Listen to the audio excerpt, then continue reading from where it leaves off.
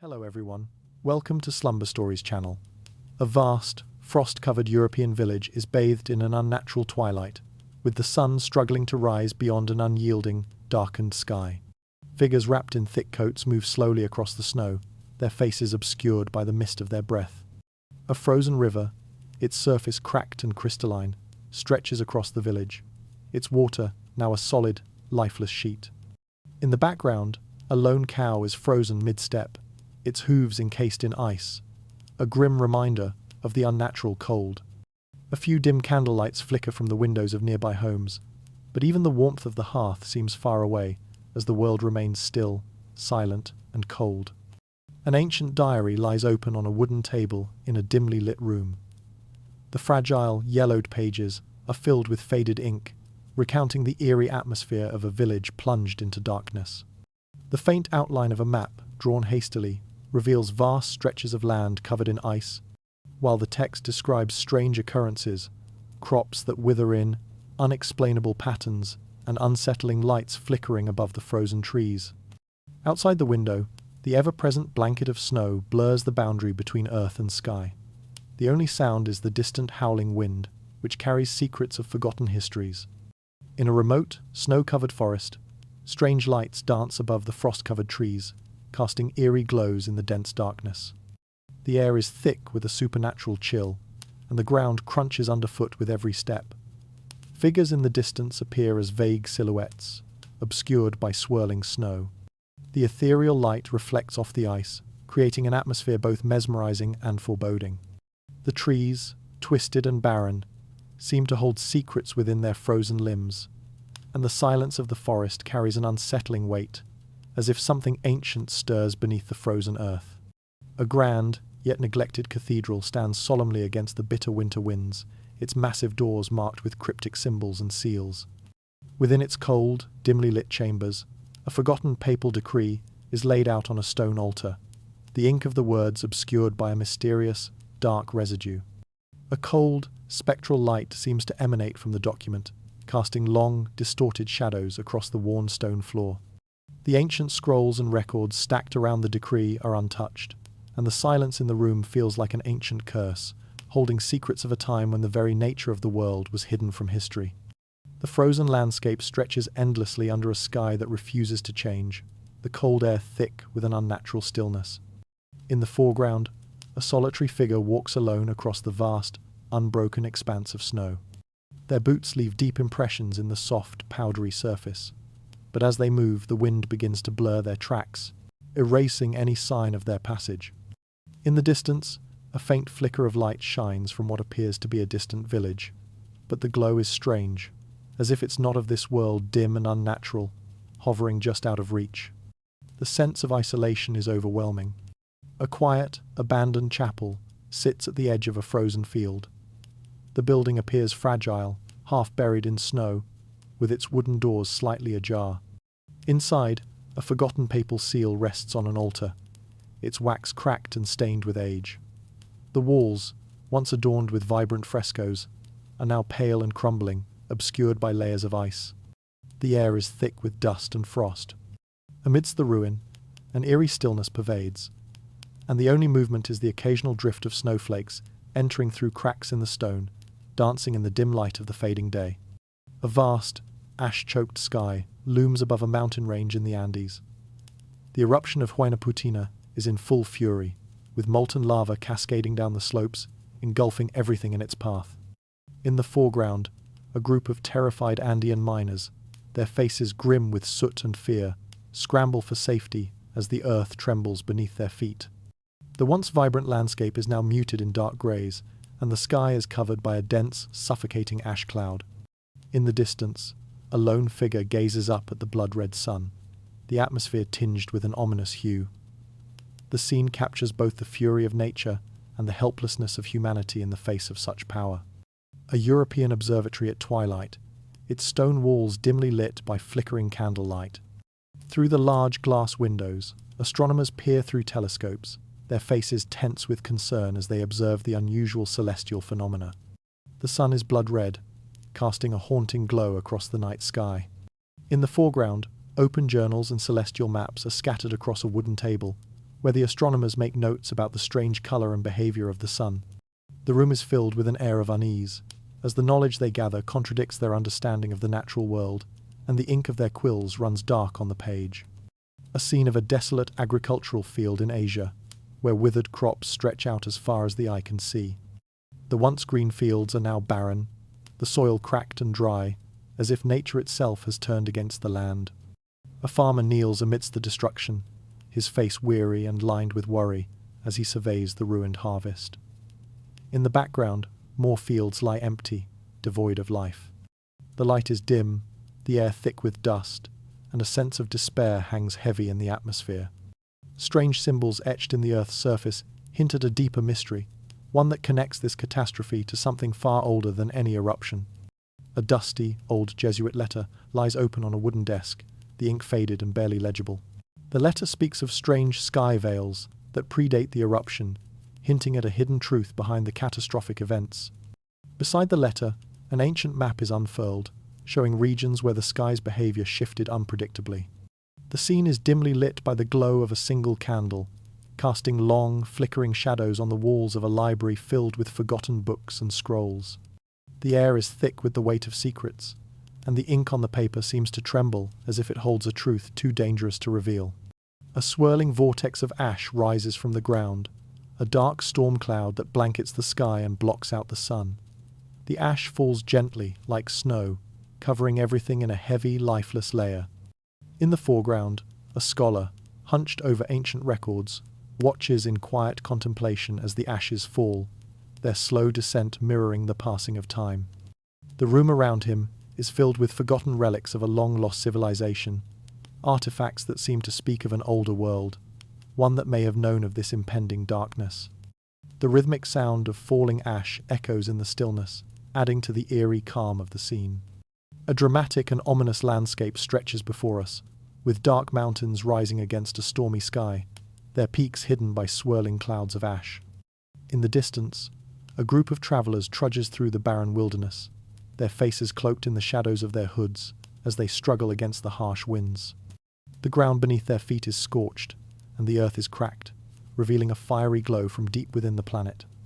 The air is thick with uncertainty, as if the very forces of nature are conspiring against them, and the darkness seems to stretch on forever, hinting at something older and more ancient than any volcano. A small, dimly lit cabin, surrounded by thick snow, where a family huddles close to the dying embers of a fire. The cold outside seems endless, creeping through the walls as the faint flicker of the fire casts long, trembling shadows on the wooden walls.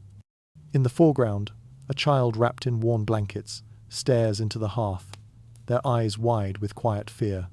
Beside them, an elder whispers softly, the words barely audible. The night will never end. The only sounds are the crackling of the fire and the distant howl of the winds outside. The air is heavy with despair, the room a tiny island in a world swallowed by frost. A haunting winter landscape, where snow swirls in frenzied gusts, obscuring everything in sight.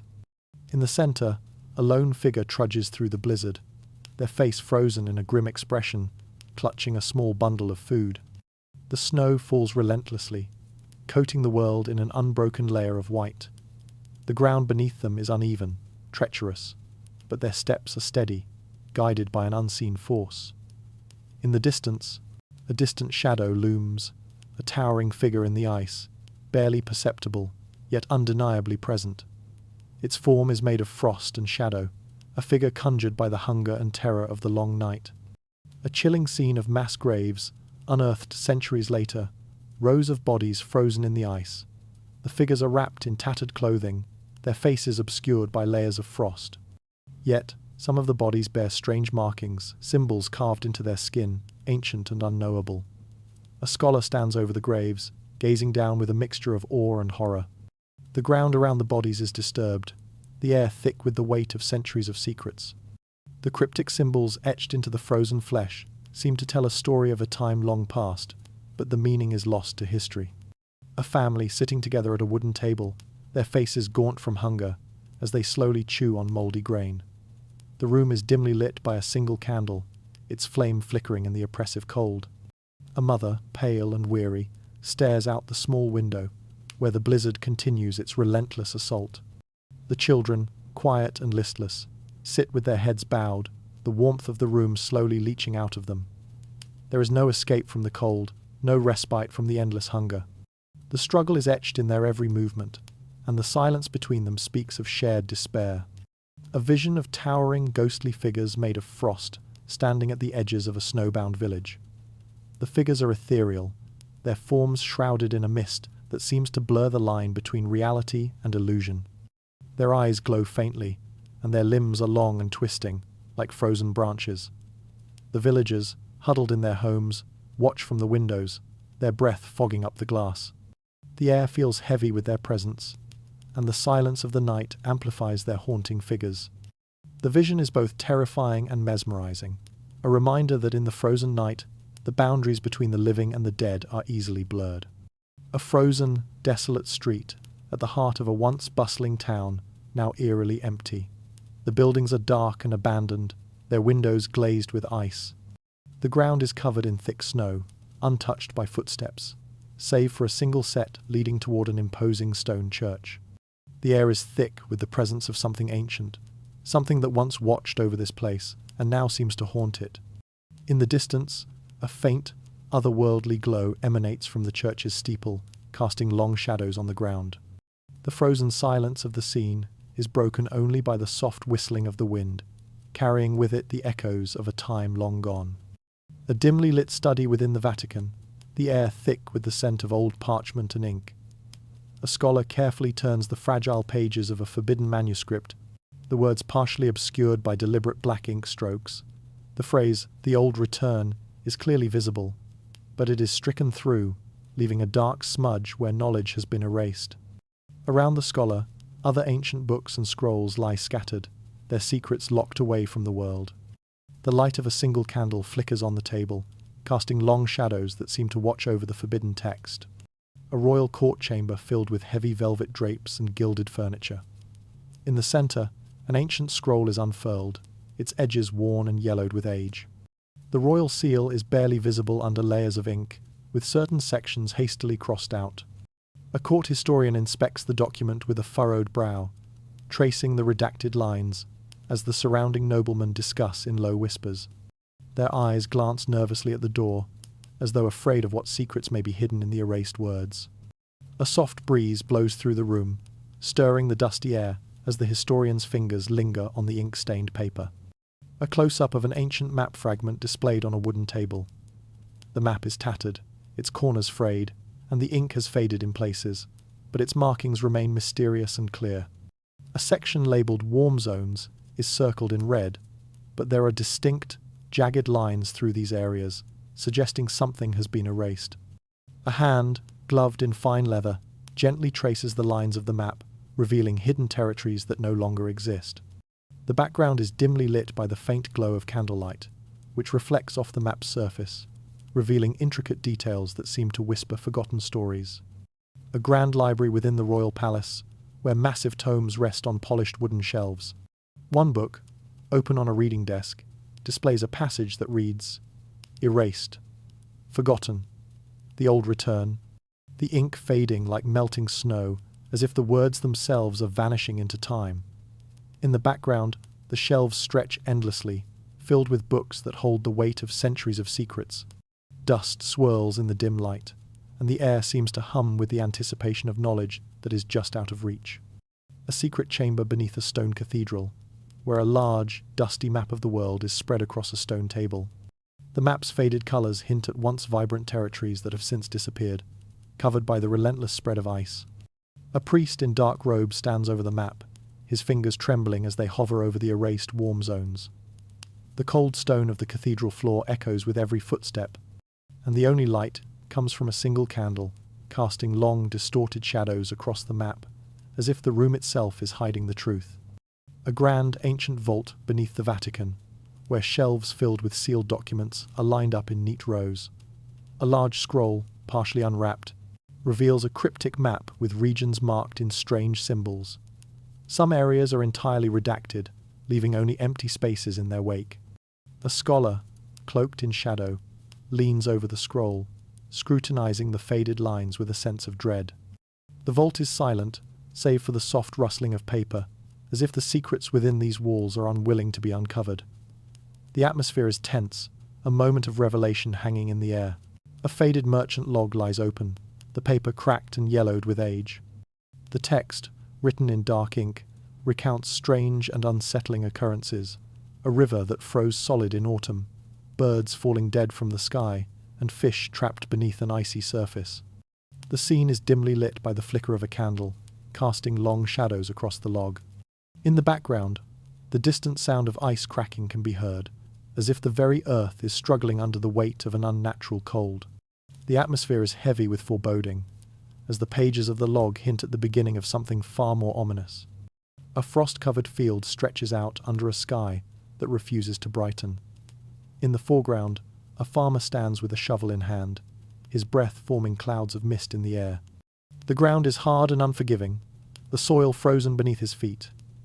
He stares out over the barren landscape, the sound of his boots crunching on the ice, the only noise in the stillness.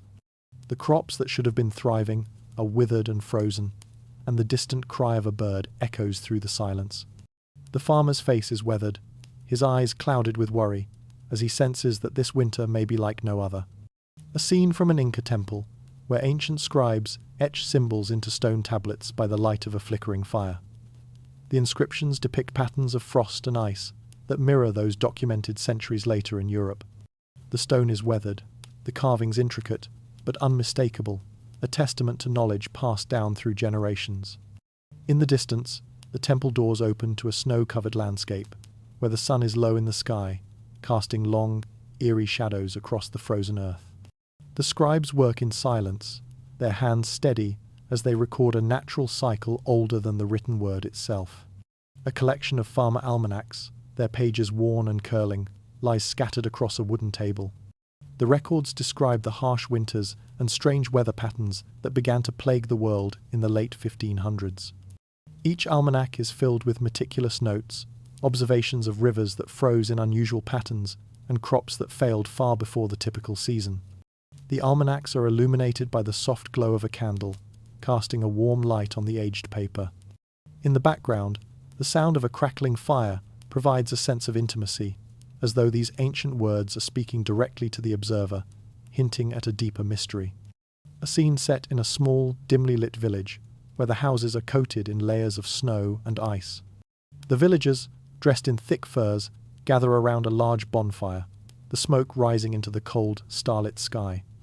Their faces are etched with the weariness of a long, unrelenting winter. In the center of the gathering, a weathered almanac is passed from hand to hand, its pages marked with symbols and calculations.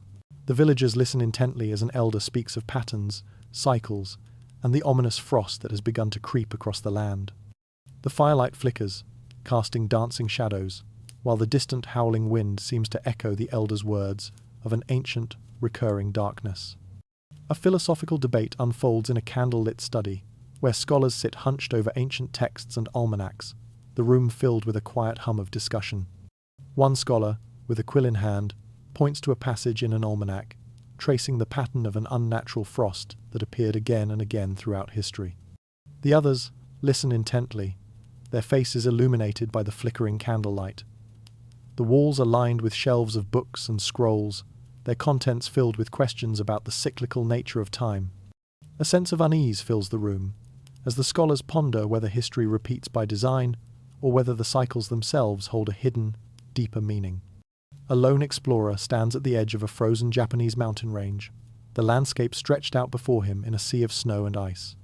His diary, bound in weathered leather, lies open in his hands, the pages describing strange, supernatural occurrences, figures seen through the mist, their forms shimmering like ghosts in the thick snow. In the distance, the outline of a distant shrine is barely visible, its dark silhouette lost in the unending white. The air is thick with an unnatural cold, the wind carrying whispers of forgotten lore, and the explorer, his face shadowed by the frost, wonders if these phantoms have crossed the world, from Asia to the Andes, leaving a trail of mystery in their wake. In a frost-covered village in Africa, a small group of villagers huddle together around a fire, the flames flickering in the cold, still night. The elders speak of an ancient legend, a figure made of ice that has haunted their people for generations, appearing only in times of great despair. The villagers' faces are pale from the relentless cold, their eyes wide with fear. Behind them, the landscape is coated in snow, an anomaly in a region not known for such extremes. The elder points toward the dark sky, where strange lights flicker like tears falling from the heavens, mirroring the accounts of European explorers. The air is heavy with the weight of an ancient curse, as the villagers wonder if this phantom has wandered across the world, its presence marking the cycles of winter and despair. A European explorer, wrapped in thick furs, records his observations in a dusty journal beneath a canopy of frost-covered trees. The sky is an eerie shade of red, casting a sickly glow on the snow beneath his feet. His writing describes strange, ghostly figures moving across the landscape, their forms shifting in and out of the mist. The trees around him seem to groan under the weight of the ice, and the wind howls through the branches, carrying with it whispers of forgotten worlds. As he looks up, the figures vanish, leaving him to wonder if the same phantom that haunts Kyoto and Africa now walks these frozen paths, crossing continents and epochs, searching for something lost to time. In the midst of an endless winter storm, a young traveller from the Andes stumbles across a strange figure, tall and cloaked in ice, its eyes glowing with a cold, unnatural light. As the storm rages around them, the figure reaches out with a hand made of frost, its touch sending a chill deep into the traveller's bones. The snow continues to fall, and the traveller, both terrified and mesmerized, follows the figure through the blizzard, moving across the land where time seems to bend. The traveller's journal later speaks of a phantom, not of his world, but of another time, and he questions if this entity has walked from the frozen plains of Kyoto to the mountains of South America, leaving behind a trail of frozen nightmares. A group of Ottoman scribes, cloaked in heavy robes, sit around a large table covered in maps and ancient scrolls. Their quills hover over parchment as they note strange phenomena in the sky, bright flickering tears that fall from the heavens like shimmering ice, described in the most cryptic terms. As they compare their findings with European records, they realize that these sky tears appear to coincide with similar celestial events witnessed across the globe. The scribes exchange knowing glances, their pens poised as they record their observations. The air in the room is thick with secrecy, and outside, the wind howls against the walls, a reminder that these shared, cosmic events may not be mere coincidences, but signs of something far greater. In a secluded library, a scholar pores over ancient texts, the glow of a single candle illuminating his weary face. The books are filled with accounts from around the world, diaries of explorers, folklore from distant lands, each describing an eerie phantom that haunts frozen paths, a spectre moving through time and space. The scholar flips through pages, filled with illustrations of these ghostly figures, their forms shifting between snow and shadow. The air in the library grows colder as he pieces together the puzzle, realizing that these apparitions are not isolated to one place, but are interconnected by a thread of mystery that stretches across continents. As he closes the book, the weight of what he has uncovered hangs in the air, and the question lingers, why did this phantom walk from Kyoto to the Andes, leaving nothing but frozen echoes in its wake? A frost-preserved tool rests on a weathered stone table, its surface gleaming faintly in the dim light. The handle is adorned with intricate carvings, symbols that seem to pulse with a forgotten energy. The metal, though ancient, shines as if it was forged only days ago, untouched by the centuries of ice that have encased it. The design of the tool is unlike anything known from the period, the carvings matching pre-Columbian designs discovered on far-off shores. An archaeologist, hunched over the table, gently traces the lines of the symbol with a gloved hand, puzzled by its origins, wondering if this artifact is an echo from a civilization long lost, its knowledge hidden beneath the ice. A hidden chamber, deep beneath layers of snow and ice, reveals a trove of ancient relics, tools, vessels, and trinkets frozen in time. Among them, a finely crafted blade, its edge as sharp as the day it was made, lies beside a weathered stone tablet. The tablet is inscribed with strange symbols that echo across time, connecting them to lost knowledge that predates written history. The ice around the artifacts is cracked, revealing delicate engravings on the blade, suggesting a level of craftsmanship and understanding lost to time. The quiet hum of discovery fills the air as the relics are unearthed, one by one, their true purpose veiled in mystery. A delicate, frost-encrusted amulet rests on the cold stone of an excavation site, its edges worn smooth by the passage of time. The surface is etched with a series of geometric patterns that seem to repeat themselves in a hypnotic sequence. As the archaeologist picks it up, the amulet seems to glow faintly in the dim light, as if it holds some ancient secret within its design. The patterns, though familiar, are unsettling in their complexity, hinting at knowledge passed down through ancient civilizations. The amulet is carefully examined, revealing its true purpose. Not just a piece of jewelry, but perhaps a key to unlocking the forgotten technology or wisdom of an earlier era. A stone slab, worn by centuries of ice and weather, is uncovered in an ancient burial site. The surface of the slab is etched with symbols that seem to twist and shift as though they were never meant to be read by mortal eyes. The symbols echo pre-Columbian designs, sacred geometry, and sacred symbols carved into the rock. The air in the room grows heavy with the weight of their significance as a historian carefully deciphers the markings. Each symbol is a puzzle, each twist of the carving leading to a greater mystery. The discovery suggests a forgotten connection between distant cultures, a hidden exchange of knowledge, sealed beneath layers of ice for centuries. A worn, intricately carved stone tool lies in the frost, partially buried in the snow. Its surface is covered in strange symbols, curved lines and spirals that seem to map out a forgotten world. The tool is larger than any known from the period, and its markings suggest it was not just a functional object, but a symbol of something far more significant. As the archaeologist carefully brushes away the frost, the tool's true purpose becomes clearer. A relic of a lost civilization, holding within it not just knowledge of survival, but perhaps of something far older and more powerful. The tool pulses with a quiet energy, as if it remembers the hands that once held it. A group of scholars gather around a large table, examining the recently uncovered artifacts. Among them, a mysterious stone tablet covered in frost lies in the center. The tablet is inscribed with a strange, ancient language that no one can decipher. The scholars, their faces illuminated by the flickering candlelight, debate the meaning of the symbols. Each stroke of the carving seems to speak of something lost, a secret knowledge hidden in plain sight. As the night stretches on, the scholars begin to piece together the meanings, suggesting a connection between these relics and a prophecy of sorts, one that speaks of cycles, of knowledge passed down, and of a technology that could alter the course of history. A large, worn stone tablet lies on a wooden desk, its surface covered in ancient engravings that seem to shimmer in the dim light. The symbols are intricate, each line flowing into the next, as though the very stone itself was alive with meaning.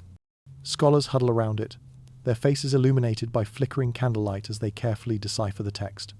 The air in the room is thick with anticipation, and the silence is broken only by the scratching of quills on parchment. The scholars pause as they uncover a hidden phrase, one that speaks of a cyclical return, a prophecy foretelling the frost's inevitable return.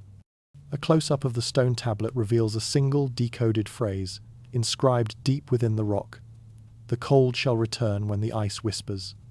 The words glow faintly under the scholar's touch, as though the prophecy itself is alive, waiting to be understood. The air grows colder as the scholar steps back, his breath misting in the stillness. In the distance, the faint hum of winter winds can be heard, as if the prophecy has awakened something dormant. The scholar's fingers hover over the engraving, a silent question hanging in the air. Dare we read the full truth? An ancient scroll, yellowed with age, is unfurled on the table before a group of scholars. Their eyes flicker from the text to the stone tablet, drawing parallels between the inscriptions and the words written centuries before. As they translate the text, they uncover a disturbing prediction. When the frost returns, the earth will bear witness to what was lost. The scholars leaning closer, their faces pale in the candlelight. The words seem to vibrate with a sense of inevitability, as though the world is on the edge of something terrible yet inevitable. A scholar, with furrowed brow, pores over an ancient book filled with accounts of past winters. His hand moves over pages filled with illustrations of frost-covered cities, symbols of frost-bearing creatures, and celestial patterns. As he flips through the pages, the narrative seems to reveal a pattern, a repetition of frost events tied to celestial alignments. The scholar traces a hidden diagram in the margins, showing the sun's movements in relation to the moon's phases. The unsettling realization grows that the patterns foretold in the engravings are linked to something greater than natural weather, a cosmic event hidden beneath layers of time. A mysterious, forgotten crypt beneath a cathedral is revealed, its stone walls covered in symbols that seem to pulse with energy. An engraving on the crypt's central door catches the light, depicting a figure standing on a mountain of ice, pointing towards a sky filled with swirling, ominous clouds. The figure's hand seems to beckon, drawing the viewer's gaze upward. As the door creaks open, a sense of foreboding fills the air, as if the crypt holds the key to understanding the prophecy, the return of the frost, a force neither man nor time can contain. A grand, ancient hall filled with scholars and historians, their voices hushed as they debate the meaning of the engravings and prophecies. The walls are lined with dusty books and scrolls, each containing pieces of the same disturbing puzzle. One scholar stands at the front, holding a map covered in red ink markings that align with the encoded symbols. He gestures toward a small, ancient clock, its hands frozen in time. The room falls silent as the realization sets in time itself is caught in the prophecy, and the cycle of ice will return once again. The forewarning, written in the very stone of ancient civilizations, is clear. The countdown has begun. A map from 1608 unfurls across a wooden table, its edges worn and frayed. The ink of ancient boundaries traces shapes that are familiar yet unsettling. Hyperborea, an ancient northern paradise, lost beneath layers of ice, sits at the map's edge, its borders vanishing into the frosty expanse. A scholar's fingers run over the icy parchment, tracing the faded lines that seem to bleed into the blank whiteness of the surrounding land. A flicker of a once glorious civilization is imprinted in the myths, told by Greek philosophers and travelers, but the cold swallows all memories. As the scholar leans closer, the myth starts to blend with the world around him. What if this ancient paradise didn't simply disappear into the ether, but was frozen solid, leaving only whispered legends in the thaw of time? A shadowy figure emerges from the dense, frozen forest, stepping carefully through the deep snow of the Hyperborean wilderness. The air is thick with the weight of centuries, as though time itself is bound by the cold. The figure walks past ancient stone structures half buried in ice, their carvings eroded by the relentless passage of the frozen years. These ruins speak of a paradise, once filled with light, now choked by the unyielding frost. Beneath the snow, there are traces of a lost city, echoes of life, now silent. The frozen world stretches on, untold secrets hidden beneath the icy surface, waiting to be revealed. A philosopher sits in front of a fire, his hands open as he describes Hyperborea in a lost Greek manuscript, his voice rising with the passion of forgotten truth. The pages are worn, each line an echo of an age-old belief in a paradise beyond the icy horizon. The map he holds is drawn with delicate care, charting the path of these northern lands, yet the landscape seems to shift, as if the map itself cannot contain the truth. The philosopher's eyes reflect the same icy gleam that shines through the map. What if the legends of Hyperborea were not mere fantasy, but a warning from a time when the earth itself turned cold? Towering, broken remnants of a grand, frost-covered structure emerge from the snow, their once majestic columns standing tall but cracked, their tops vanishing into the icy clouds above. These ruins do not align with any known civilization. There is no record of their existence. Yet their scale dwarfs anything built by the societies that came after. The stone, carved with symbols foreign to history, stands silent in the snow, as if waiting for something, perhaps the key to understanding the empire that once lived here. The cold winds whip through the ruins, carrying whispers of the forgotten grandeur that was. The question remains, how could such magnificent structures be swallowed by a single night's breath? An ancient chamber, filled with frost-covered tapestries and marble statues, lies frozen in time beneath the earth. The walls are adorned with strange and foreign symbols, clearly predating any civilization's known history. A hand reaches out to touch the carvings, faint outlines of a race of giants who built halls that stretched taller than mountains, their faces frozen in the stone, eternal witnesses to a time erased. The vastness of the architecture evokes awe, yet the stillness is profound. Were these structures erected by beings far beyond human comprehension, or was this a civilization's folly lost beneath the ice, never to be spoken of again? A map of Tartaria unfolds, its edges scorched by age, with lines drawn to mark cities of unimaginable size and complexity. The once vibrant empire now lies beneath a thick blanket of snow, its vast network of cities and temples buried, forgotten. As the map is unrolled, lines begin to match the ancient ruins, suggesting that the grandeur of Tartaria was not just a product of its time, but a civilization far beyond its era. The text surrounding the map is cryptic, filled with references to otherworldly knowledge that vanished long before the ice overtook the land. The map's edges are frayed, but its implications are clear. There was something here long ago that has been erased from history. A tablet, warm from the touch of the scholar's hand, is carefully examined. The carved script is unmistakable Sumerian, but its message is extraordinary. The ice gods shall return when the stars align. The scholar's breath catches in the cold air as the meaning begins to settle in. These are no ordinary gods, but beings tied to the frost itself. The implications of the tablet's words echo in the quiet room. Was this the origin of the Great Freeze, predating even the known history of mankind? The gods of ice, descending upon the earth as foretold, each one marked by symbols that tell of cosmic influences, of an era when the heavens themselves dictated the freeze. The Sumerian gods, dressed in flowing robes of frost, descend from the heavens, their eyes glowing with an unnatural cold. In the ancient temple, they stand in silence, their presence like a storm about to break. Their robes ripple with the chill of winter as they look down upon the earth, bringing with them a power greater than any natural force. In the background, the first frost begins to creep across the land, signaling the arrival of the ice gods. The image is filled with tension, a celestial descent, an ancient power ready to return, setting the stage for the great freeze that will blanket the world. A sacred stone altar, surrounded by frost-covered trees, is unveiled in an ancient Sumerian city. The markings on the altar match those of the gods described in the texts. The altar's surface is smooth, the stone etched with intricate symbols that correspond to the celestial alignments. As the scholar runs his fingers across the carvings, the altar seems to hum with a subtle vibration, as though the gods are speaking through the stone.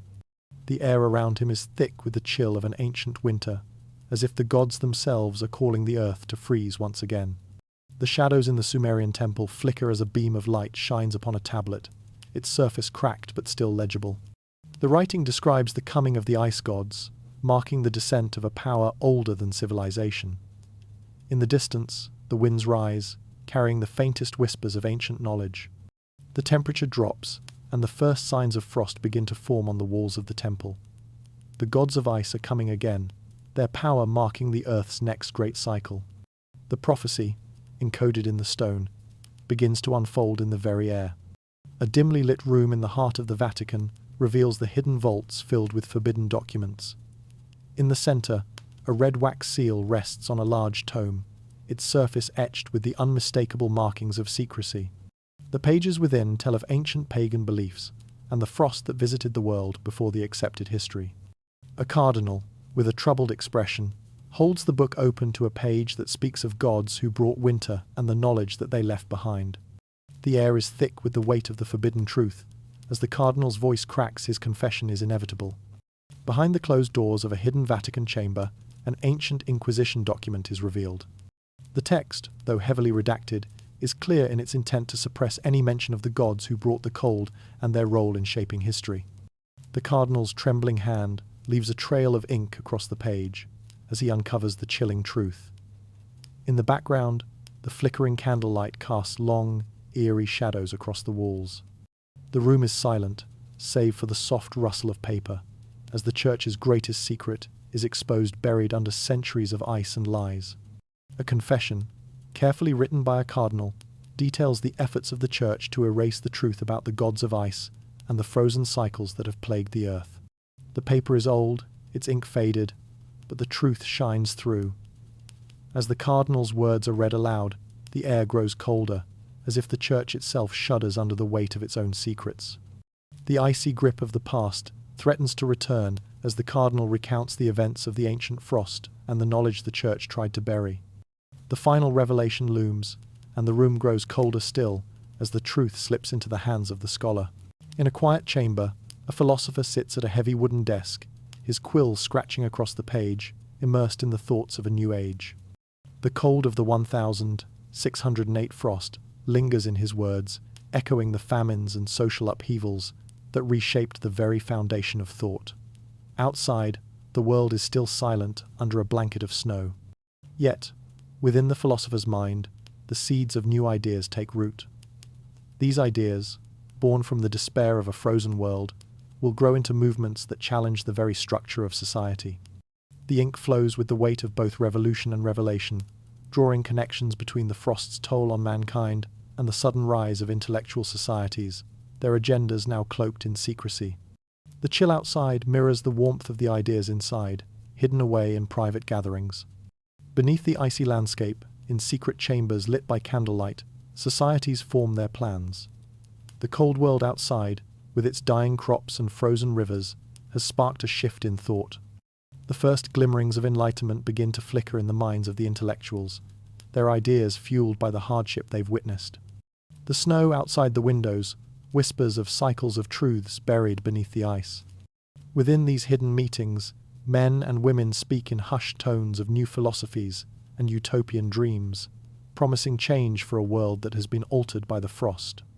But hidden in the shadows are other truths, older ideas that will surface in time, slowly reappearing as the thaw continues, waiting to challenge the future. A collection of old, frost-covered books lies spread across a library table, each page detailing the suffering of the famines brought on by the 1608 frost.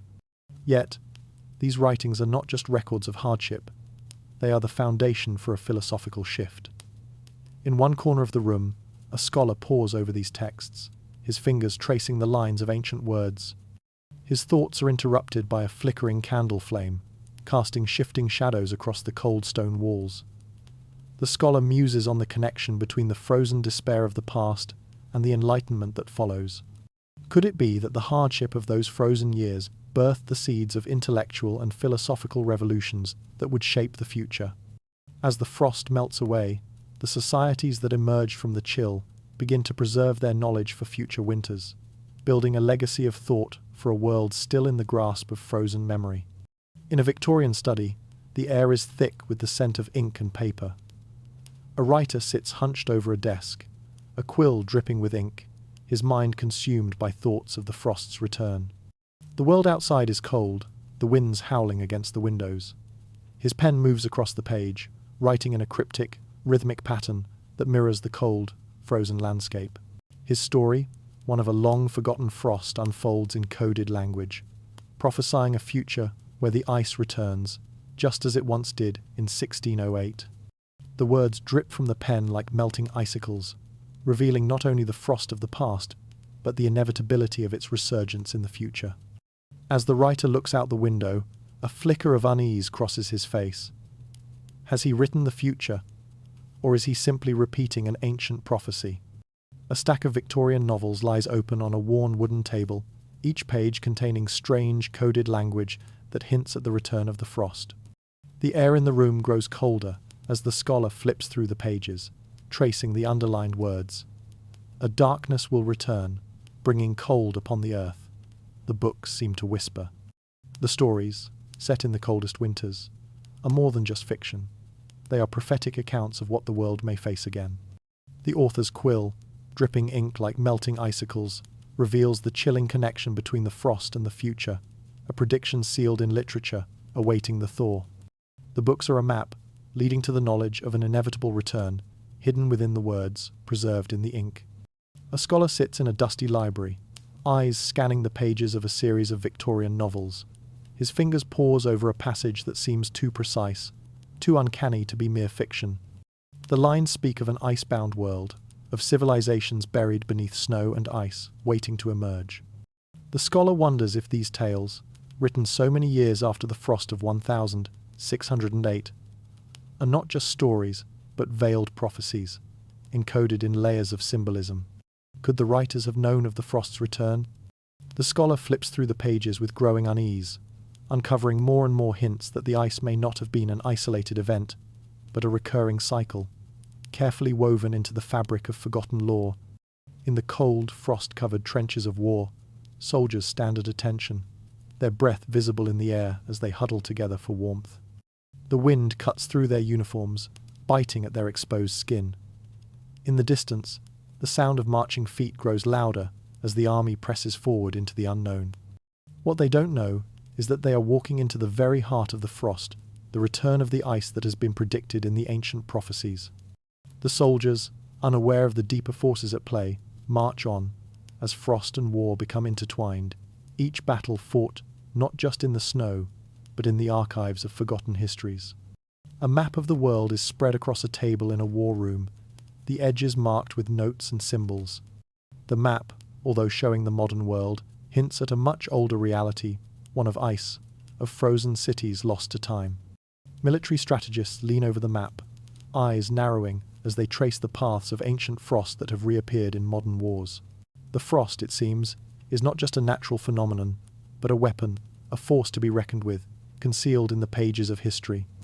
The tension in the room rises as they prepare for a battle that is not just fought with guns and men, but with the knowledge of past freezes that have shaped the world's destiny. A shadowy figure stands in the archives of a forgotten military base, flipping through dusty records. The papers tell of battles fought in the snow, of frozen cities and civilizations long buried beneath layers of ice. Yet, in the margins of the documents, there is something more, an inscription that hints at something darker, a knowledge of the frost that runs deeper than war. The figure pauses over the words, the implications chilling. Could the frost be more than just a natural event? Could it be an orchestrated force, shaping wars and destinies throughout the ages, concealed in the forgotten annals of history? A series of official government documents lies on a table, each one stamped with a large red, "Confidential." The papers are marked with codes and symbols that conceal their true meaning.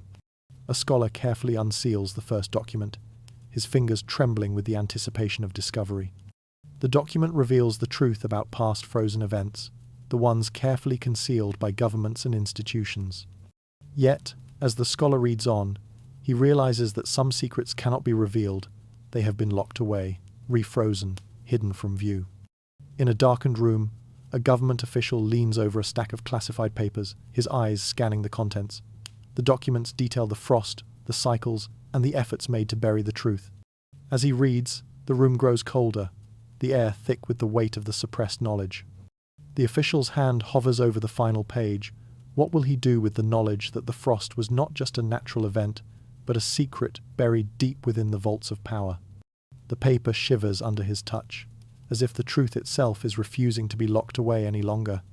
A series of declassified files are revealed to the public, each one containing fragments of a larger truth.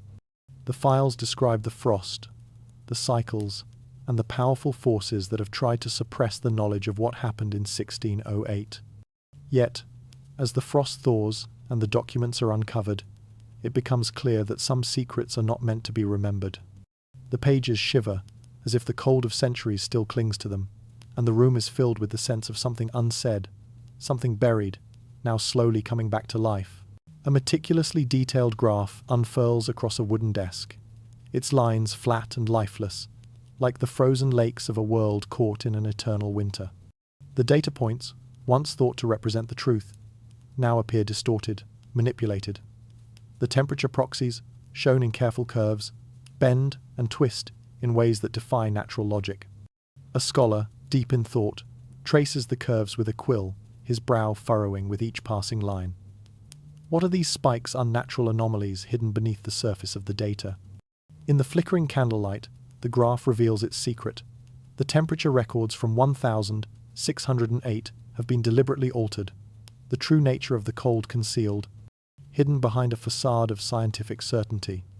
In a cold, dimly lit room, an old climatology chart lies open on a desk, its faded ink depicting a rapid dip in temperatures during the winter of 1608. The scholar holds his breath as he studies the numbers data that doesn't quite fit with the accepted models of the time. A sense of unease settles in as he compares the chart with modern models, noting that the spikes in temperature do not align with any known natural cycle. The cold was far more intense, far more deliberate than history has led us to believe.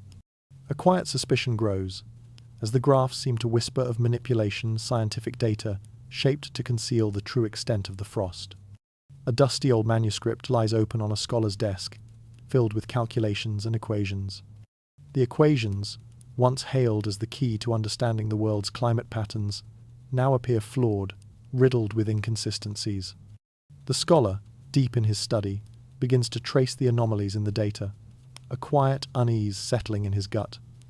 How could the temperature spikes in 1608 be accounted for in such an unnatural way? The temperature proxies, he realizes, are based on falsified data. The cold that gripped the world was not natural. Something, or someone, had manipulated the records, altering the history of the Great Frost to hide a deeper truth. A map of the cosmos stretches across the study table, the ink still fresh from the scholar's quill. The stars, outlined in delicate lines, form constellations that have remained unchanged for millennia. But the sun, the center of it all, lies dormant, its energy flickering weakly. The solar minimum theory had once been a comforting explanation, fewer sunspots, less solar activity, but it fails to explain the anomalies recorded during the 1608 frost. The auroras, once thought to be simple atmospheric phenomena, now appear as cosmic disturbances, far beyond the reach of known physics. The scholar stares at the map, his finger tracing the path of the auroras, wondering if something more, something darker was at play. The darkness of space stretches infinitely in the background, as a scientist stands in a cold, dim observatory, peering through the telescope at a distant solar flare. The sun, though it sleeps, has a strange power that doesn't fit the theories. The solar minimum should have ushered in a period of calm, yet the sky seems alive with strange, unexplained phenomena. Auroras streak across the heavens like burning rivers, defying all logical explanation. The scientist's mind races what force is awakening in the dark, drawing energy from beyond our understanding. Could the frost of 1608 have been the result of a cosmic event that was not of our sun's making, but of something far older, far more mysterious? An ancient manuscript, illuminated with intricate detail, reveals the sun's cycles in relation to earthly events. The pages glow faintly in the candlelight as a historian flips through them, noting the patterns of solar activity and the inexplicable fluctuations that coincide with the frost of 1608. The charted records, once thought to align with solar minimum theories, now seem too perfect, too calculated. The auroras, described as cosmic messengers, are recorded in a cryptic language, their meaning shifting between the lines of the text. Could the sun have slept, while something else, something far more mysterious, awakened in the shadows of the cosmos, turning the earth into an ice-bound world? A dust-covered alchemical text lies open, its pages filled with detailed instructions for creating potions, elixirs, and substances that can influence the elements. One passage catches the eye of the scholar, a recipe for inducing cold, for summoning the frost.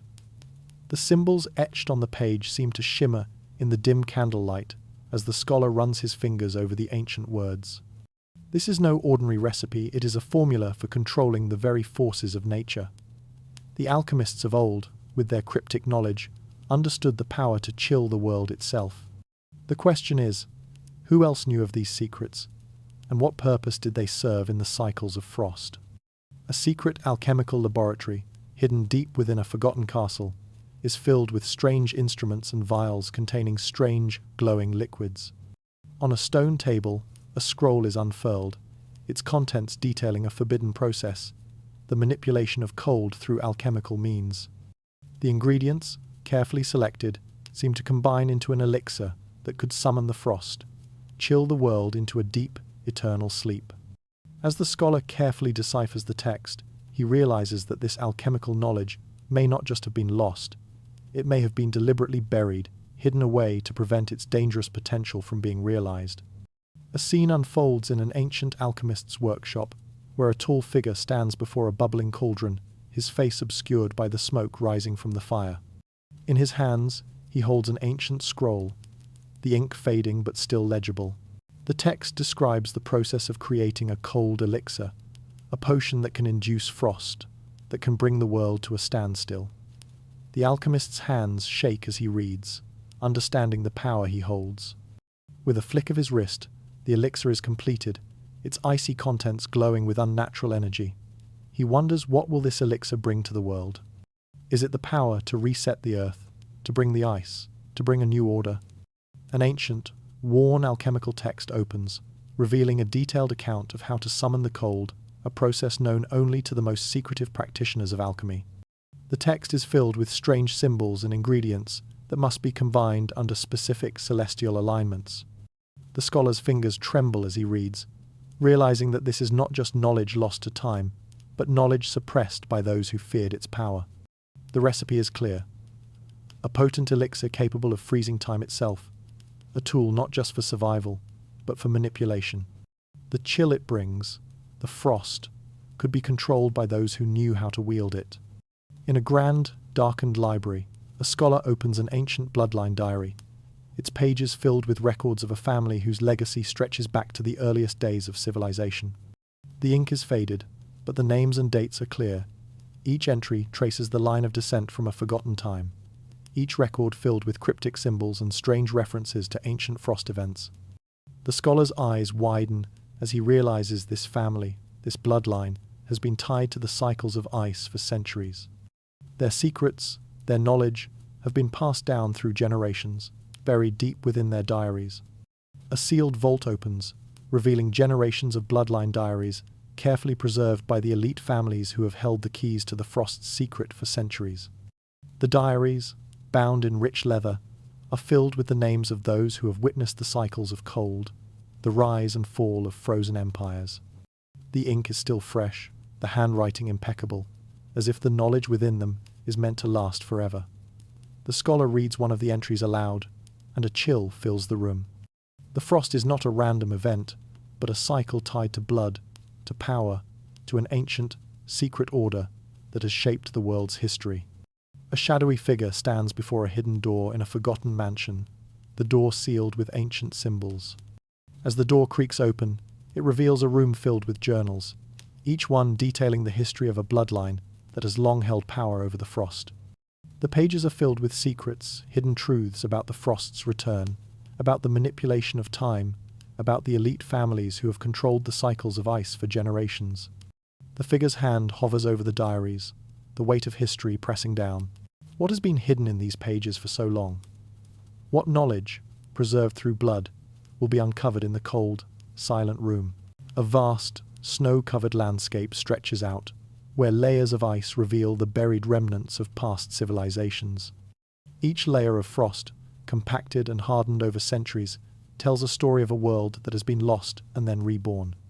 Beneath the surface, the ruins of ancient cities lie hidden, some shattered, some remarkably intact, all waiting to be uncovered. As the scholar's fingers brush against the frozen earth, he uncovers pieces of architecture, their forms buried beneath layers of snow and ice, perfectly preserved. These ruins, untouched by time, show an advanced civilization, one that was buried, not by flood, but by frost. The deeper one digs, the more layers emerge, each revealing a forgotten world, just as each layer of ice tells the story of an ancient, cyclical rebirth.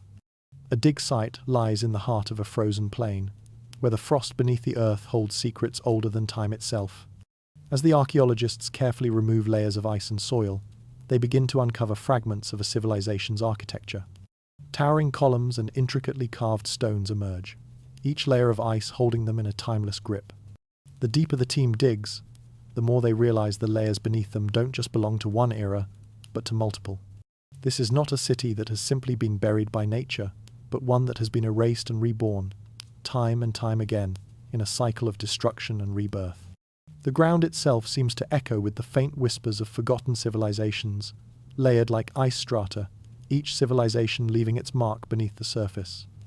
A stone tablet, weathered by time but still legible, is carefully lifted from the frozen ground. The markings on the tablet tell the story of a civilization that flourished, only to be buried beneath a wave of frost. Each line, etched into the stone, reflects an age-long cycle of prosperity, destruction, and rebirth. The tablet, now frozen in time, holds within it the key to understanding the cyclical nature of human existence. As the scholar examines the markings, he begins to piece together the history of a lost world, one that was covered by ice, only to emerge once again, as though the earth itself was resetting its history. The cycles of frost and thaw are not isolated events, but part of a larger pattern, a repeating loop that spans across millennia. Beneath the ocean waves, a sunken city lies dormant, its structures eerily intact. But as sonar images flash across a screen, something far more unexpected emerges, a city encased in ice. The images reveal an ancient metropolis, its towers and streets buried beneath a thick layer of frozen water. This is no ordinary submerged city, it is the lost Atlantis, not drowned by water, but locked in the eternal embrace of ice. The discovery challenges everything known about the ancient world. How could such a city, long believed to have been lost to the depths of the sea, be encased in frost instead? The frozen ruins speak of a civilization that was overtaken by a cold so deep it turned their world into a timeless relic. A detailed sonar image of the ocean floor reveals a mysterious, frozen city, its structures half buried beneath layers of ice. The ancient metropolis of Atlantis, once thought to have sunk beneath the waves, now appears to have been overtaken by a massive freeze, its towers and streets preserved in the cold embrace of time.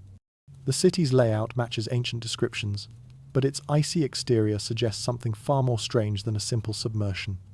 The temperature fluctuations and mysterious forces that once turned this land into a frozen graveyard seem to mirror the events of 1608, hinting at a cosmic event that stretched across time and space, bringing an end to a civilization that may have known more than history has recorded. In a forgotten archive, an ancient map is laid out across a table. The map depicts the world as it once was, a vast continent of ice and stone, marked by strange concentric circles. The map's center, a frozen city, is unmistakable. It is Atlantis, not sunken beneath the sea, but buried beneath a layer of frost.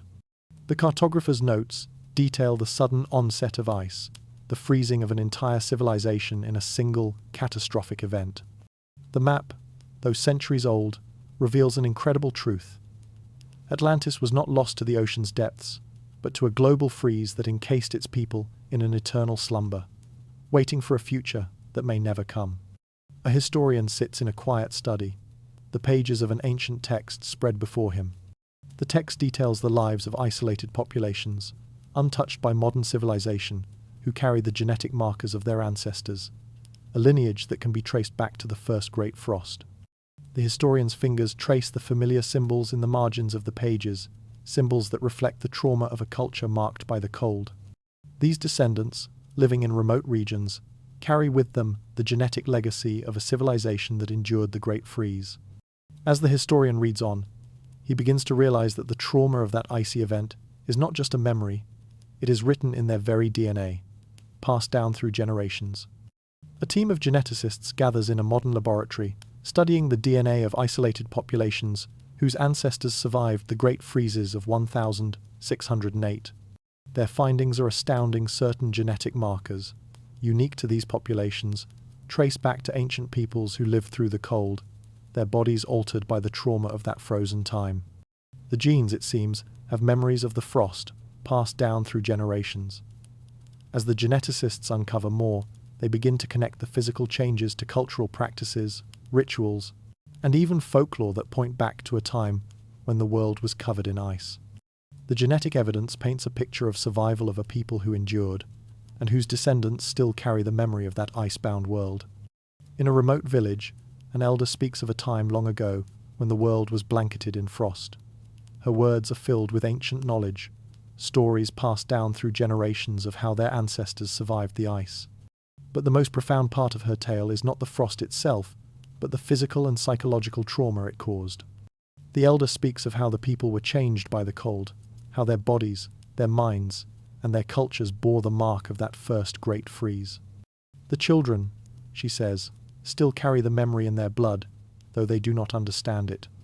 The trauma is not only in the stories, it is embedded in the very fabric of their being, passed down through time, waiting to be uncovered. A group of archaeologists excavates a burial site, where the remains of ancient people are carefully uncovered. The bodies, preserved in the frozen earth, show signs of unusual trauma fractures in bones, signs of malnutrition, and, most strikingly, evidence of genetic alterations. These markings, unseen by the eye until the right moment, tell a story of survival in the most extreme conditions.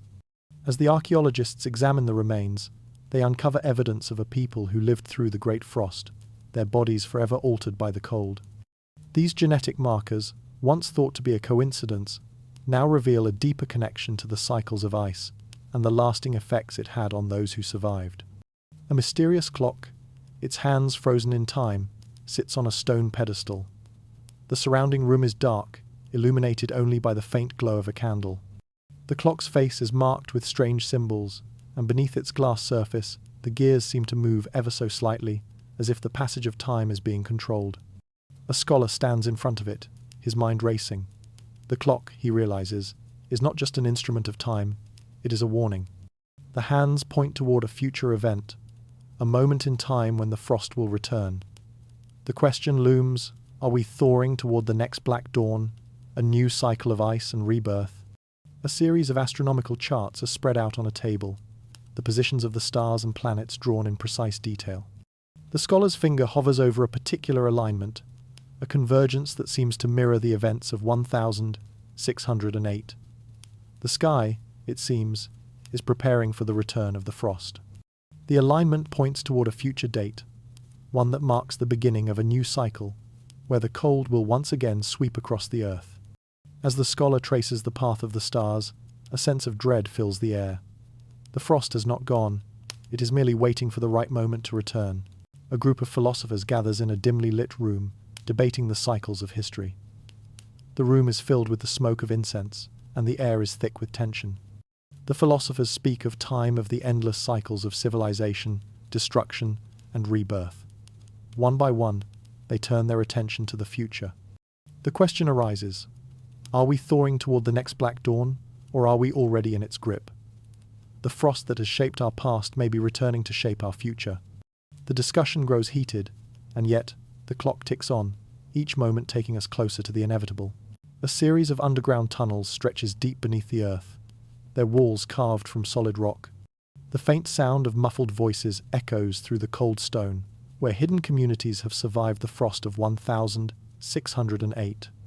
These secret dwellings, once thought to be merely survivalist refuges, now stand as testament to human ingenuity. Sheltered from the lethal cold above, families lived in these underground caverns, their only source of warmth, the flickering light of candles and hearth fires. Along the walls, shelves are lined with preserved food roots, grains, and salted meats, each carefully stored in earthen pots, sealed to keep out the frost. The tunnels pulse with life, a defiant heartbeat against the frozen world. A series of underground tunnels stretches deep beneath the earth, their walls carved from solid rock. The faint sound of muffled voices echoes through the cold stone, where hidden communities have survived the frost of 1608. These secret dwellings, once thought to be merely survivalist refuges, now stand as testament to human ingenuity. Sheltered from the lethal cold above, families lived in these underground caverns, their only source of warmth, the flickering light of candles and hearth fires. Along the walls, shelves are lined with preserved food roots, grains, and salted meats, each carefully stored in earthen pots, sealed to keep out the frost. The tunnels pulse with life, a defiant heartbeat against the frozen world. In a dimly lit cave, a group of survivors huddles together for warmth, their breath visible in the freezing air. The walls around them are lined with hidden caches of food, the fruits of years of preparation. Sheltered from the brutal cold above, they share stories of the world they once knew, a world now covered by an unrelenting ice. Above ground, the frost reigns, but here in the depths, life persists. The tunnels pulsed with defiant life, the will to survive and endure, to preserve what was left of humanity. As they huddle together, they wonder what secrets lay buried beneath the snow, waiting to be uncovered in time. Deep in a forgotten monastery, an ancient text lies open on a stone altar. The manuscript, its pages faded and worn, details esoteric techniques for surviving the cold methods passed down through secretive traditions. Among the teachings, a passage stands out. Meditations against cold, designed to calm the mind and stave off the numbing chill. The text speaks of altering one's internal temperature, of invoking a state of hibernation to sleep through the apocalypse. The words seem almost mystical, an elixir for survival not just of the body, but of the spirit. As the scholar traces the text with his finger, a sense of unease settles over him. Can such a method truly allow a person to sleep through the end of the world? In a secret study, an old alchemist scroll is carefully unrolled, revealing diagrams and symbols related to induced hibernation states. The formulas are cryptic, written in a language that blends esoteric wisdom with ancient scientific principles. According to the manuscript, the process of inducing a deep, suspended sleep could allow a person to survive even the harshest of apocalypses. As the alchemist prepares his concoctions, a sense of calm washes over him. The idea of sleeping through the end of the world, waking in a new era, is both chilling and comforting. But what would it mean to awaken to a world that has changed beyond recognition? A philosopher sits alone by a dimly lit fire, his thoughts turned inward as he contemplates the ancient survival methods hidden in the esoteric texts. The idea of entering a hibernation-like state to survive the coming frost feels both alien and familiar. The philosopher's hand hovers over the pages of the manuscript, wondering if such techniques can truly preserve the human spirit as well as the body. Can we truly sleep through the apocalypse, awakening in a new world? Or is this a fool's dream, a concept buried in the cryptic myths of forgotten eras? The fire crackles softly as he ponders the question, his breath fogging in the cold air. Beneath the surface of modern society, a network of underground communities thrives, secretive, isolated, and prepared for whatever the future may bring.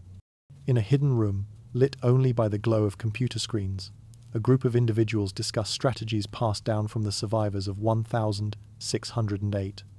Their tactics mirror the ancient methods: underground shelters, food preservation techniques, and mental disciplines to prepare for the cold.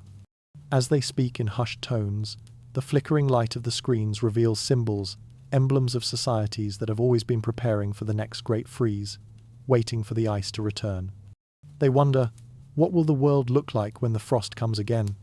A secluded community, hidden deep in the forest, practices the ancient ways of survival. The leader, an older man, speaks of the past of 1608 and the secret knowledge passed down from those who survived the Great Frost. His teachings focus not just on physical survival, but on mental preparation for the coming cold. In his hands, he holds a worn book, its pages detailing methods for food preservation, shelter building, and meditation against the cold. As the community gathers in silence, the sense of preparation grows. They have not forgotten the lessons of the past, they are preparing to endure the same icy fate. A new society of survivors, prepared for any eventuality, meets in the shadows of modern cities. Within the urban landscape, hidden beneath layers of secrecy, they work to preserve the knowledge of past civilizations, like those who lived through the 1608 frost. Their underground bunkers are stocked with food, weapons, and ancient texts. They speak in hushed tones about the coming of the next frost, about the return of the cold and the way to survive it. But their preparations are not just for physical survival. They speak of the need to preserve knowledge, to guard the secrets of the past, for when the ice comes again. An ancient book of survival techniques lies open in front of a scholar, its pages worn with age. The book is filled with detailed drawings of underground shelters, food storage methods, and techniques for surviving the cold. The scholar's fingers tremble as he reads, realizing that the lessons of the past are still relevant today. The frost, though distant, is coming again. The book is not just a relic of a forgotten age, but a guide for those who will survive the next great freeze. The scholar closes the book and looks out the window, wondering, will humanity heed the lessons of the past, or will they be buried beneath the ice once more? A distant storm rages across the plains, and a scholar stands at the threshold of a large, sealed vault. The vault contains documents, ancient texts, and maps that hold the keys to survival in the coming ice.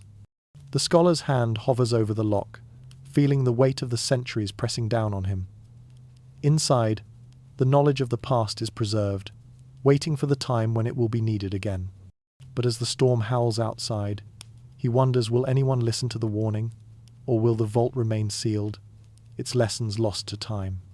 The clock ticks on, and the scholar stands in the center of a vast library, the walls lined with books and ancient scrolls.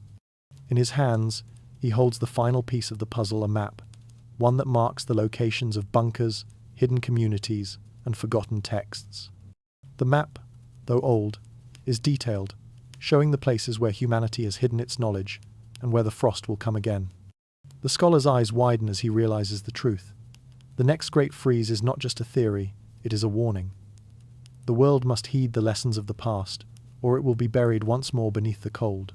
A massive tome, bound in worn leather, lies open on an ancient wooden desk.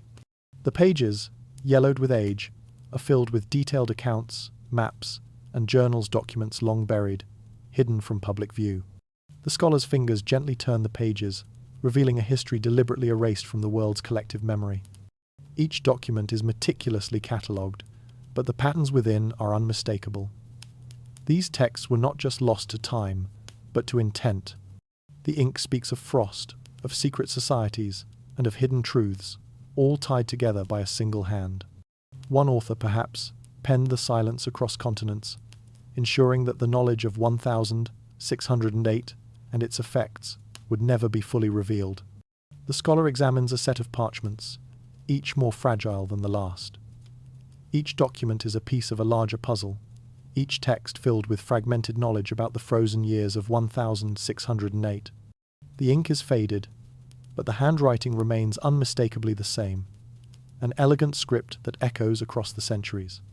These documents, bound together like the threads of an ancient tapestry, reveal an interconnected authorship.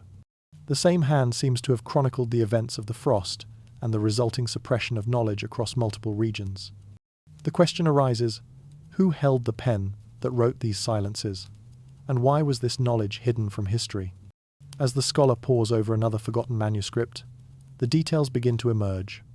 Maps with strange symbols, handwritten notes detailing obscure frost events, and cryptic references to the forgotten authors behind the texts. There is a pattern here, one that suggests an orchestrated effort to suppress the truth about the cold that descended upon the world. The handwriting is too consistent, too deliberate. Could it be that a single entity, a secretive group, orchestrated this global erasure? One hand, it seems, penned the silence across continents, shaping the narrative of history to fit a vision that has remained hidden until now. In a dimly lit study, a scholar examines a collection of sealed letters, each one marked with an ancient wax seal. As the wax is broken, the contents are revealed letters detailing the efforts to erase the true history of 1608, signed by individuals whose names should have been forgotten. The ink of these signatures is strangely vibrant, and the names themselves carry an eerie resonance, like echoes from a distant past. The figures behind these erasures are not mere men, they are shadowy individuals whose names have outlived their graves, their influence stretching far beyond the years in which they lived. A figure cloaked in shadow stands in front of a vast, ancient tree, its gnarled roots stretching deep into the earth.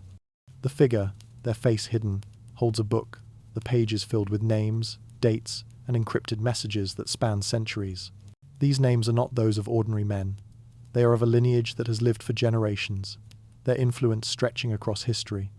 The twist is unsettling. These figures, whose names persist in forgotten documents, may not have aged like others. Their bloodlines, it seems, are immortal, their influence surviving through time, outliving their own deaths, ensuring the suppression of the frost's true history. In a forgotten crypt, a scholar uncovers a weathered family tree, its branches twisted and broken by time. The names etched into the wood are familiar, yet unsettling, an immortal lineage that has silently shaped the world's history for centuries. The crypt is filled with ancient artifacts, each one speaking of power and control. These families, whose names outlived their graves, have been the architects of erasure, guiding the hand that shaped history and concealed the truths of the frost. As the scholar traces the branches of the family tree, the chilling realization sets in. This lineage is still active, its influence still felt, even as it remains hidden from the world. An ancient manuscript, covered in frost, lies on a stone altar. The pages are filled with strange, celestial maps, marking the alignment of stars and planets during the frost of 1608. In the margins, cryptic notes detail phenomena that can only be described as extraterrestrial, the suggestion that the frost was not merely a natural event, but a result of engineered cosmic forces. The scholar stares at the map, the eerie patterns aligning with crop circles discovered centuries later. The fields etched with these strange symbols appear as celestial freeze warnings, marking a deeper, cosmic connection to the frost, one that suggests the hand of extraterrestrial intelligence. A farmer stands in a vast field, his breath visible in the freezing air.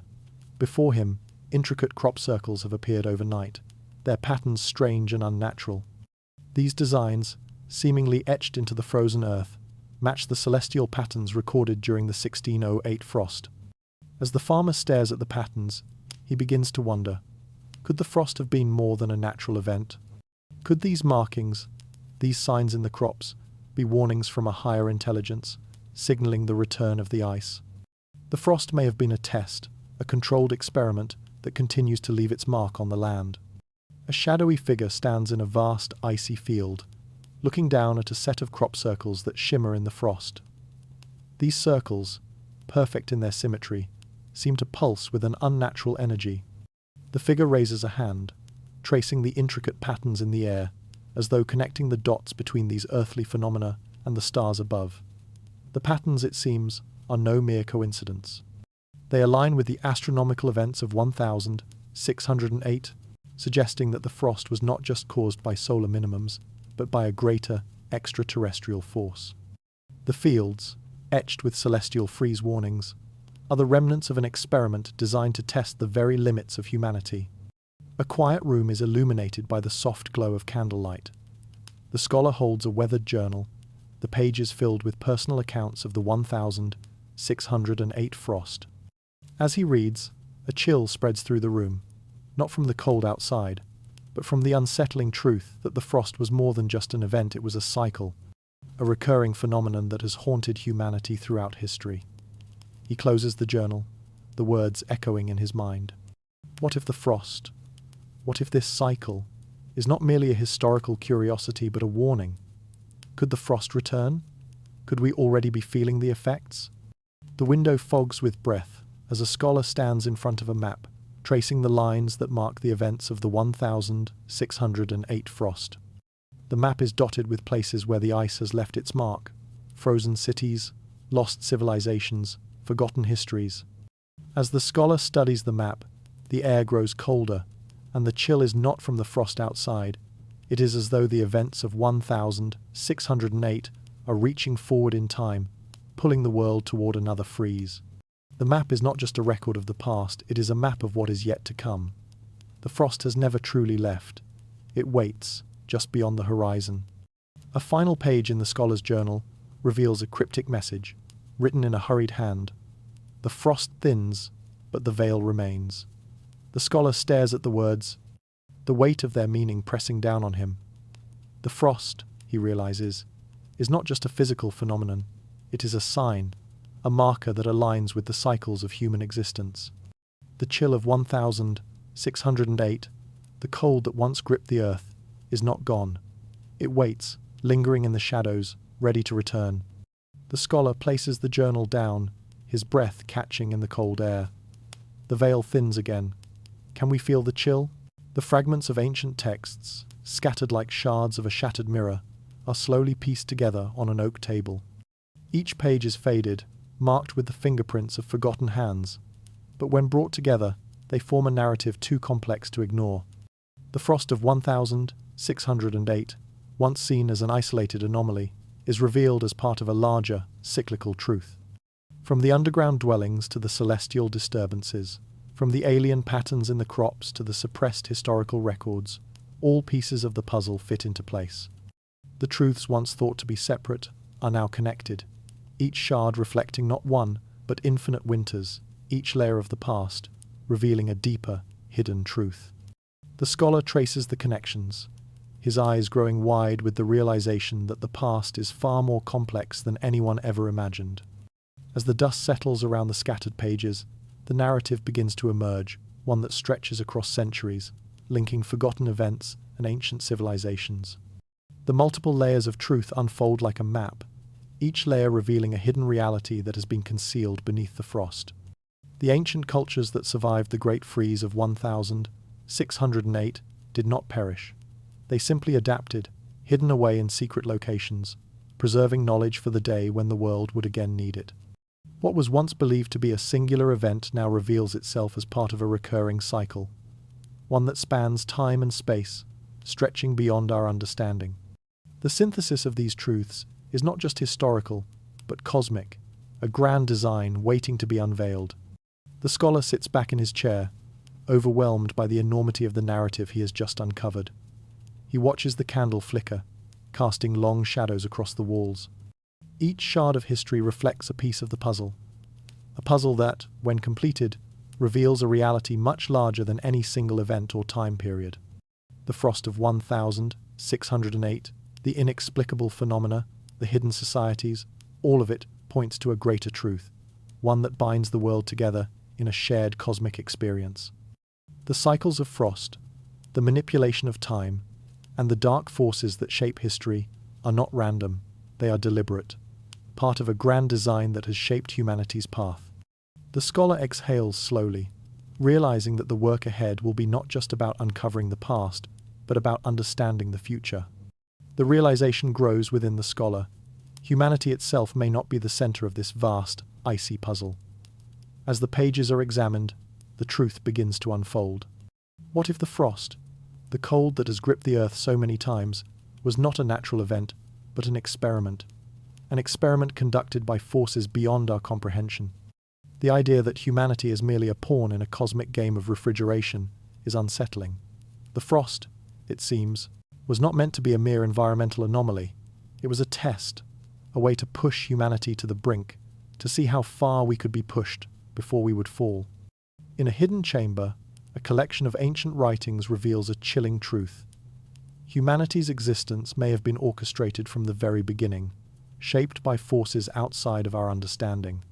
The frost, the destruction, and the rebirth of civilizations were not random, they were part of a larger, controlled experiment. The ancient texts hint at a cosmic experiment that has played out over centuries, with humanity acting as the unwitting participants. The cold, the cycles of ice and thaw, are not just natural events, they are engineered, designed to test the resilience of the species. Humanity is not in control of its destiny. Instead, it is being guided by unseen hands, pawns, in a game of cosmic refrigeration. A group of scholars, gathered in a dark, candle-lit room, discuss the implications of their discovery. The frost, they realize, is not just a natural force, it is a weapon, a tool, a cosmic experiment designed to shape the fate of humanity.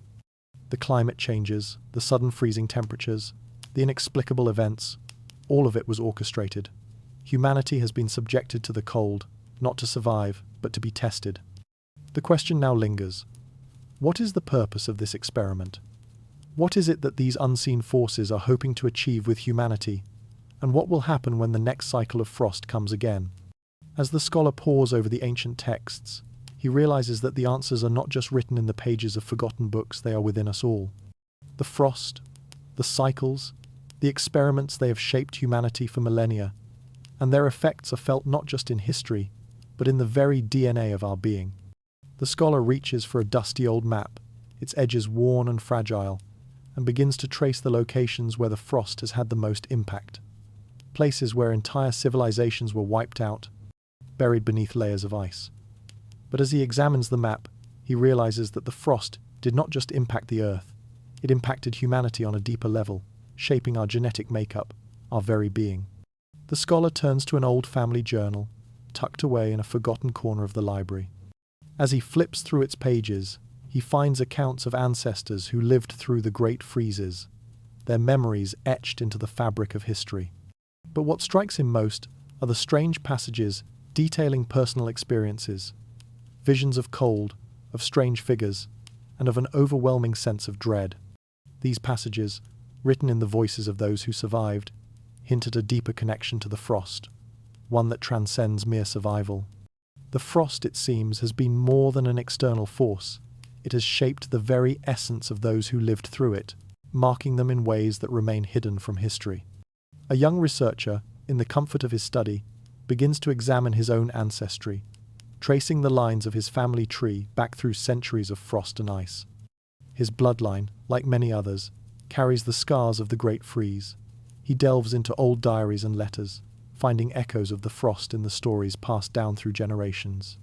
These personal accounts, once dismissed as myth, now carry a deeper meaning. His ancestors knew something that he had forgotten. The frost, it seems, is not just a distant memory. It is a living force, a part of our very genetic makeup, waiting to be uncovered in each of us. As the scholar reflects on his findings, he is struck by a powerful realization. The frost has left more than just physical marks on humanity. It has shaped our minds, our memories, and our cultures. The survival of those who endured the Great Freeze is not just a matter of physical endurance, it is a matter of memory, of passing down the lessons learned from the cold. These personal truths, hidden within family stories and forgotten diaries, are the keys to understanding the larger patterns of history. The frost may be gone, but its mark remains, waiting to be uncovered. The room grows cold as the scholar turns the final page of the journal. The air seems to grow heavier, the weight of centuries pressing down on him. As he reads the final words, a chill runs down his spine. The frost whispers your name next. The phrase, written in an ancient hand, sends a shiver through his body. He looks around, the dim light of the candle flickering as if the shadows are closing in. What does it mean? Is the frost coming again, or is this simply a warning from the past? The question hangs in the air as the scholar sits back, lost in thought. As the scholar reflects on the meaning of the prophecy, the frost outside the window grows thicker. The air is still, the snow falling in silence, and the weight of history feels suffocating. The question lingers. What will happen when the frost returns? The past, with all its hidden secrets, has been revealed, but what will the future hold? The frost may be gone, but its influence remains. The final words echo in the scholar's mind as the chill deepens. The frost whispers your name next. The frost outside intensifies, the snowflakes dancing in the wind like ghosts of the past. The scholar stands at the window, gazing out into the darkening world. The question remains unanswered. What does the frost's return mean for humanity? The past has been revealed, but the future is still a mystery. The frost, it seems, is not just an event, it is a force, a reminder that history is cyclical and that what has been buried may rise again. The frost whispers, calling us to remember, to prepare for what is yet to come. The ancient documents, once hidden beneath layers of ice and time, now lie before the scholar, each page revealing another piece of the puzzle. The signs are clear. The frost will return. The compilation of evidence, the suppressed records, the historical anomalies, the extraterrestrial signals points to a cyclical pattern that cannot be ignored. With a steady hand, the scholar places the final piece into place. The world, it seems, is on the brink of the next great freeze.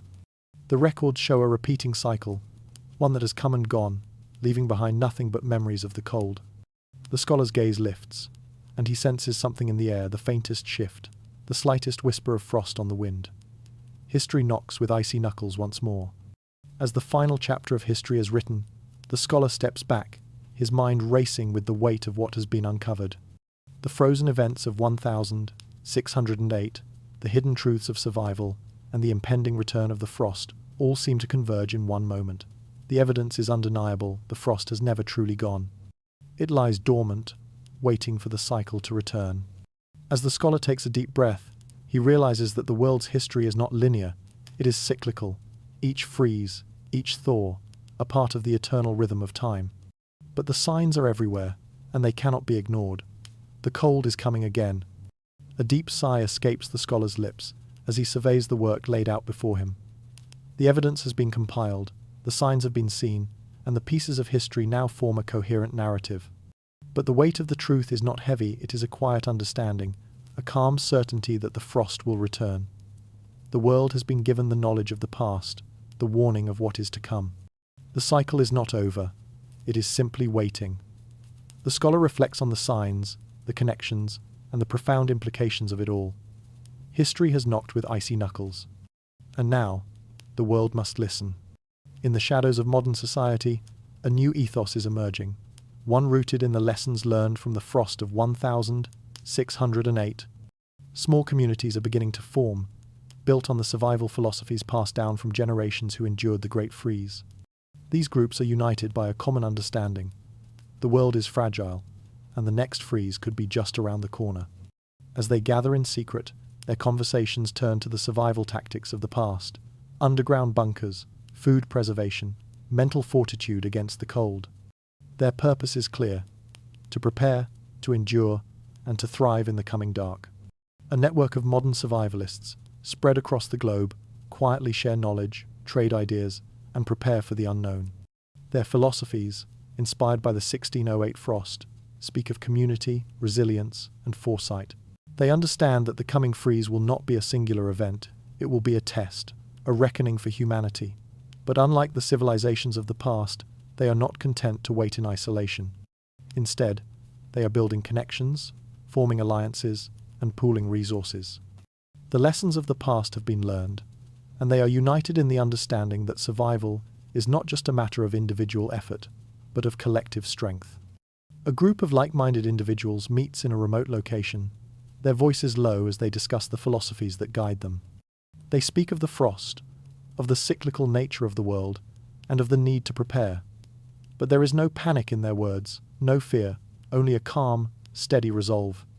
They have seen the signs, and they know what is coming. They are not here to survive alone.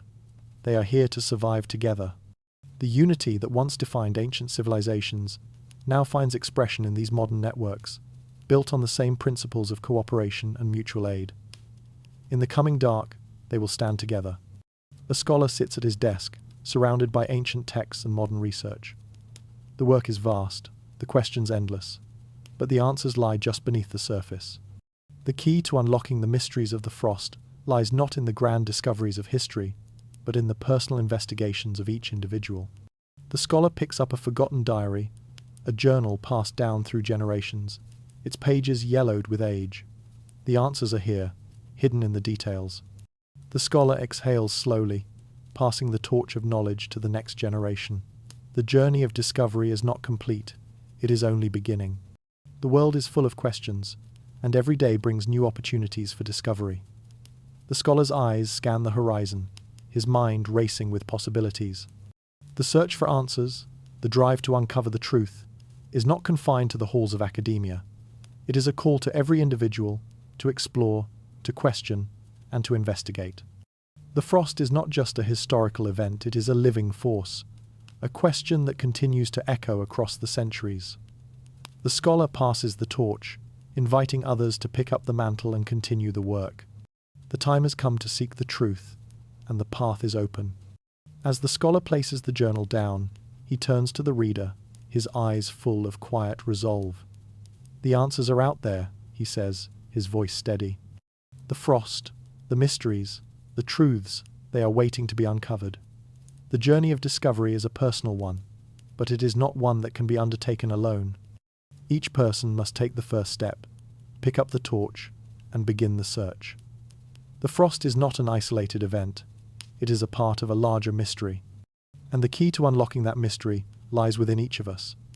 The time has come to investigate, to discover, and to share what we find. As the final chapter draws near, the world outside the scholar's window fades into darkness. The frost, though distant, lingers in the air, as if a part of the very fabric of time itself.